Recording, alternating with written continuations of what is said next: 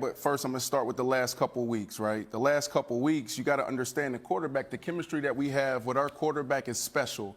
They understand our body language. When I get to the top of my comeback, it's a 15-yard route. They know my shoulder lean and everything. They know when I'm snapping it off. The last couple of weeks, those top three receivers been in and out of the lineup. So you got to talk about that. You got to talk about Zeke. They were running the ball phenomenal. Nobody was expecting Zeke to bounce back this year. So now, the last couple of weeks, they've been trying to figure out how to play without those guys. Go back to last year. They were averaging 495 yards in offense. That goes down week 6.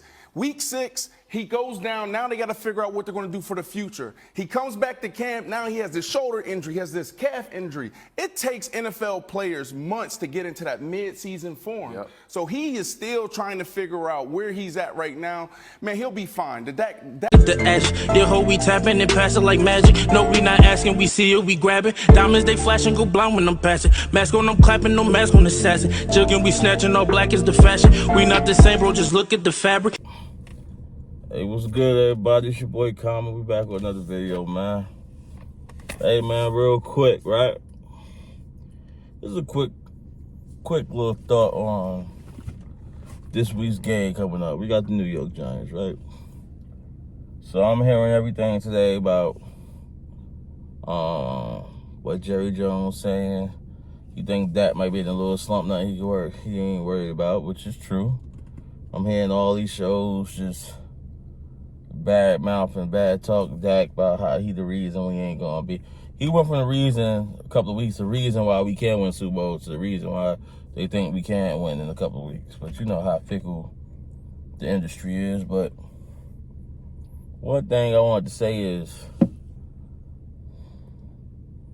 I kind of feel bad for the Giants this week because we play the Giants. In my personal opinion, I feel like Dak is a self-motivated person. I feel like he knows he's not playing his best. I feel like he's going to come out this game all guns blazing and with a mission to put up 40 points on the Giants and to get the ball rolling. Because we got the Giants and we got Washington again, right? Everybody criticized him for the Washington game. I just think he's going to be on a mission. Then we go to Arizona. We play Arizona. So I just think we're going to be on a mission. He's going to be on a mission. And Dak, when he's on a mission with something to prove, it's a deadly combination, right? Like I read something saying Conor McGovern had a terrible game versus Washington and pass and run blocking, and he's been starting. I think this is going on his third game, and they were saying how, he's been struggling a little bit, trying to adjust. These just little things that's like can cause little things within your quarterback and have him looking down twice. Even though he's at the point where we seen him last year operate with a terrible line, and everybody heard of him still throwing for 400 yards a clip, things of that nature. So, like even with that, like I said, I'm not a fan of making excuses. I trust that he will get on track. I trust the offense will be on track. And I trust we'll be a well-oiled machine moving forward, man. Like, the way people bash us and not telling the full story is amazing to me. Like, everybody was raving and praising Zeke for it looked like he having that burst back at the beginning of the season, and how he's running with a point to prove, and he hurts his knee and he's running with a knee brace on, but he's trying to tough it out for the better of the team. And magically now everybody's saying he's garbage and he's not it. Like, we don't know that it's common sense that he's been compromised with a knee injury, so he's just trying to be there for his teammates. So I never got that part of it, but I don't know. People weirdos, man. It is what it is. People weird, and you try to make stories. Dan Orlovsky just was giving Dak Prescott all the praise in the world about him being truly elite now and apologizing. He couldn't wait for him to have a game where he struggled. The offense look out of sync to say, he's playing scared. He's like, he's going to be the reason they don't win the Super Bowl. Newsflash, right? This was the first game Our front seven got to play together. We were ranked 27th as a defense before that game. Yes, we've been opportunistic.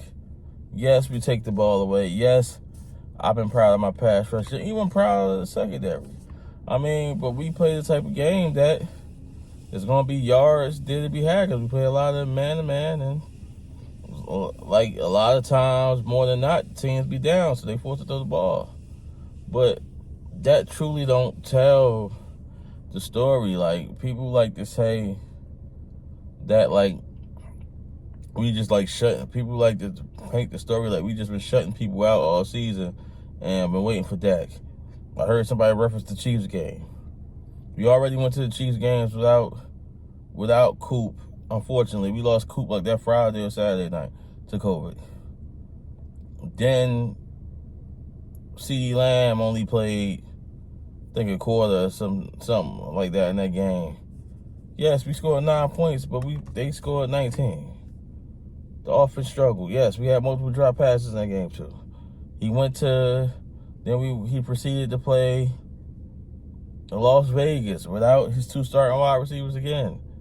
Dak throws for almost 400 yards. He almost leads us to a comeback victory. Questionable PI call. Gave them the win, or whatever the case may be. Easy field goal. I mean, these are things I feel like people got to take in perspective. It's not just like Mike Fisher said, it's not just a case where he's just been playing horrible the whole game. He has made great throws. He has made some great reads. But overall, his decision-making, and both his interceptions in Washington were terrible throws. One was a terrible throw when Landon Collins caught the interception when the ball flew over sailed over the top straight to him. The second one was just a terrible decision altogether. So it is what it is. It happens, man. Like, you go show me any top quarterback in this game that don't go through 2 or 3 game stretches in a full NFL season, especially if it's been 17 games this year, when I go through a little rough patch here and there. Even his rough patch might look different from other people's rough patches. You get people that go in a little slump where they just can't. We're still moving the ball to the point where we're the number 1 offense. That's not the case. We're still moving the ball to the point where we're he threw for 211 yards, and that was his worst output all season. You got to put things like that in perspective. But that's just my opinion on that, man. I feel like the Giants, I don't talk shit during rivalry games, but just the narrative going into this game, I feel like the Giants might be in for a long day. It's just my opinion. But it's a rivalry game. You don't sleep on those. You go in there and with the same intensity like you playing a Super Bowl contender, and you try to take this game. We on the road again. So that's just my quick thoughts on that, man. Y'all let me know what y'all think in the comments. Always remember, please like, please subscribe. We on the mission. We about to turn up. I'm trying to get, it's going to be a lot more things in the channel. I'm in the process of developing a show, a weekly show.